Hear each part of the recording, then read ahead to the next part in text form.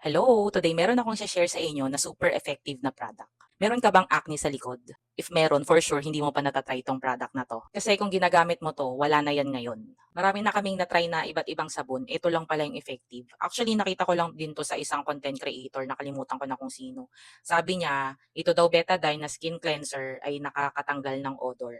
Pero, kasama pala dito na natatanggal din niya yung acne, nape-prevent din niya yung spread ng fungal infections like yung Athlete's foot. Nakaka-relieve din siya ng skin itching.